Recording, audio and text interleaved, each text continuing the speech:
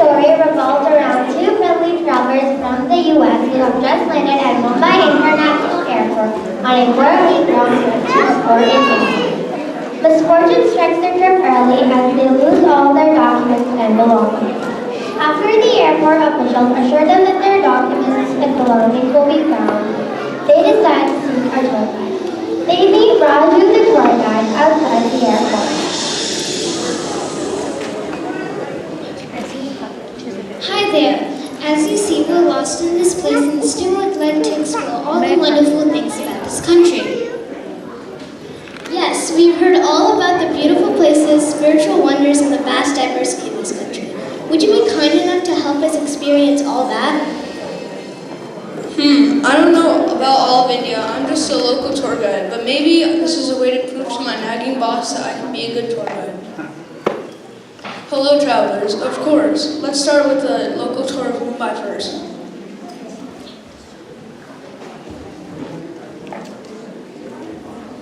As they step out of the airport, they are met with a large group of people chanting and dancing on the streets to the tune of Ganapati Bappa Moria. It looks like it's Ganesh Chaturthi. What is happening here? I've never seen such a joyous bunch of people dancing on the streets. We only dance on the streets back home when our team wins a Super Bowl. Oh, this is Ganesh Chaturthi season, the 10-day Hindu festival that celebrates the birthday of Lord Ganesha, the elephant-headed god. On the final day of the festival, an idol is immersed in water. Pujas are performed every morning and evening. Let me take you to a few of my journalist friends. They travel a lot and might tell you a bit more about the festivals. Hello, I am Risha. Raju said you want to know more about festivals of India. Right after Ganesh Chaturthi, Navratri is celebrated across the country in different ways. Navratri is a 9-day celebration of the goddess Amba in 9 different forms. People dress in colorful traditional clothing and dance together. And you know what? The fun, dance, and festivities don't end there. Right after Navaratri is the Deepavali festival.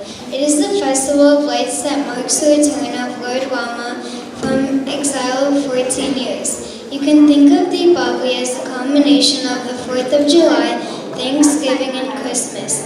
We light firecrackers, decorate our streets and houses with lights, eat great food together, and exchange gifts. Deepavali is so much fun.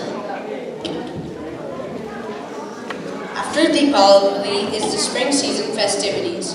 The Pongal festival signifies thanking the sun, as it plays an important role in agriculture. The start of the festival marks the beginning of the sun's 6-month journey northwards, which is known as Uttaraya. You cannot have a discussion about festivals without mentioning the most colorful one, Holi, known as the Festival of Colors. It celebrates the victory of good over evil and the arrival of spring. The festival is marked by bonfires, singing and dancing on the eve of Holi. On the day, people gather to apply dry and wet colors to make a beautiful rainbow mess. Holy head! Thank you so much, friends, for educating us about the different festivals. This has been an absolute eye-opener for us. Totally, I'm already in love with this country. But can we have some food now? My stomach is already rumbling with hunger. Sure. What kind of food would you like to have? North Indian, South Indian, or some local Mumbai specialty? Oh, so you have a wide variety? I guess we'll have to try them all out. I know a place where they serve it all. Let me bring you a taste of India. Raju brings the travelers to Taste of India, a restaurant that serves all kinds of food. Once they are seated at the table, the owner and master chef come to visit the 3 of them. Hello travelers, welcome to Taste of India. What kind of cuisine would you like to taste today? We have cuisine from all parts of India. North Indian tandoor and dal variety to South Indians, Thai specialties, indi vada, sambar, name anything, we have it all. Well, we're already confused. How about you educate us a bit so we can pick some food? Traditional Indian food is not only healthy but incredibly tasty. Indian meal or thali consists of rice, dal, roti, sabzi, dahi or curd, pickle and papad. This makes for a complete meal including all essential nutrients. Indians use a wide variety of spices in their cuisine. The spices have several health benefits, from treating the common cold to serious ailments like cancer and Alzheimer's. As Akash said, food varies by region. Wheat, lentils, potato, and milk-based products are staple in the northern part of India, whereas rice is a staple food in the south. We use a lot of fresh vegetables and coconut for cooking. We spice it up with pepper, cinnamon, cloves, turmeric, and cardamom. Let me tell you a fun fact. People in the South eat food on banana leaves, especially during festivals. This method is not only eco-friendly, it is also healthy. Can you imagine that? All that recent talk of eco-friendly, sustainability, and go green, we Indians were well ahead of the game all the way. After their best meal, Roger the tour guide takes the tourists to Mumbai railway station to board the train to visit beautiful places and temples in the south of India. They meet a history teacher and two friends who are average travelers. Soon they started talking.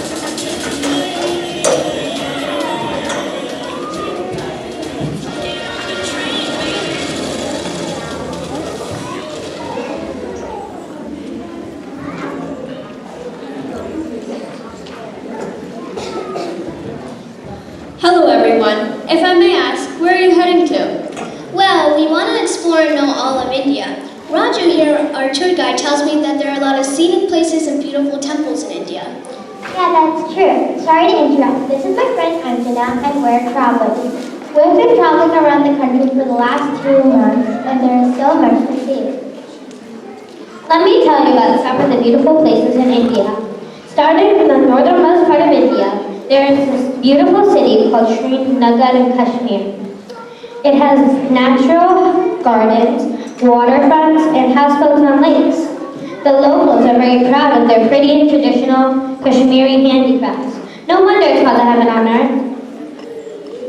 Another scenic sight is the Kerala backwaters. It is so beautiful and tranquil at the same time, and many people come here for destination. Munnar in Kerala is another scenic site. It's a very peaceful place with hills and tea plantations. Many people come here to chill out. There are many more scenic sites in India. Hill stations in Manali, mountain resorts in the northeast, beaches in Goa, desert lands in the west. I could go on and with this, and this whole train ride will not be.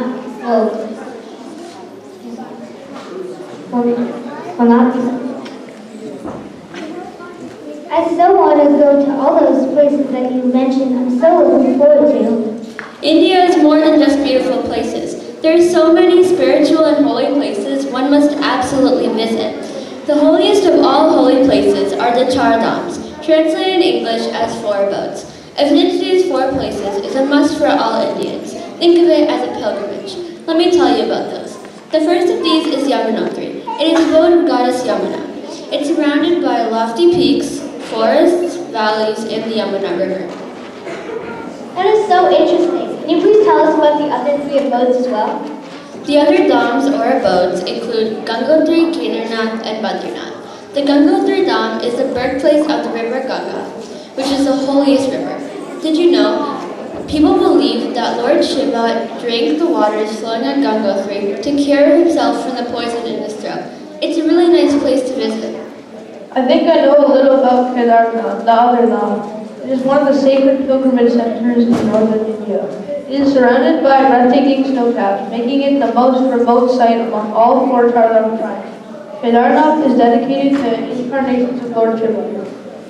Whoa, now that's what you call a unique temple. I'm pretty sure I read about the last one, Badrinath online. Isn't this the place where Lord Shiva meditated for thousands of years? You're exactly right. God and Sun provided a shadow with the Badri tree, which is where the name Badrinath comes from. This temple in the Chamoli district of Uttarakhand is also one of the holy shrines for Vaishnavites. Well, thanks for the info. We'll be sure to visit all of the abodes at the end of our trip. I hope you enjoy the rest of your journey. India is a fascinating country. Raju brings the two tourists to Chennai, Rameshwaram, Kerala, and Mysore. After spending a week in the southern part of India,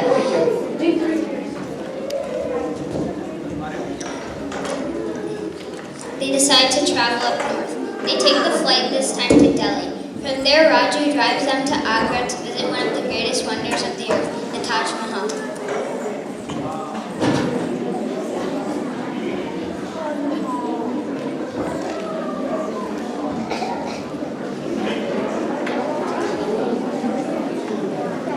Wow, this place is beautiful. I heard and read so much about the Taj Mahal, but viewing it in person, totally beyond my expectations. Totally! Raju brings them to nearby tea stall because in India, information is shared by the local people. There is already a photographer there enjoying his devotee.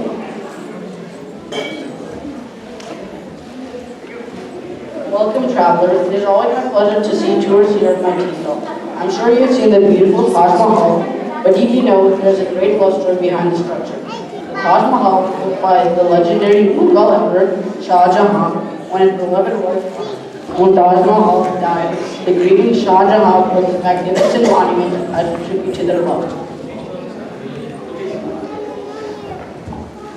I am a professional photographer and try to capture the beauty of India through my lens. There is a beautiful Hawa Mahal in Rajasthan and the majestic palace in Mysore, which is also known as the City of Palaces. During the festive season, that palace comes alive with lights and sound shows. One should not miss the ancient rock-cut sculptures and paintings showing the life of Buddha at the Ajanta and Ellora Cave in Maharashtra. These places are photographers' Let me tell you something unique about India.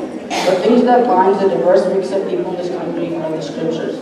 Our saints like Swami Chinmayananda and Reverend teachers have been passing down the knowledge of these scripts from generations by the Guru Shishya Parampara to translate in English videos. Teacher-disciple tradition. This country is really blessed. I can now see what binds all of it together. I bet you learned a lot in this trip, but I have a big surprise for you. Can you tell me who discovered the laws of gravity?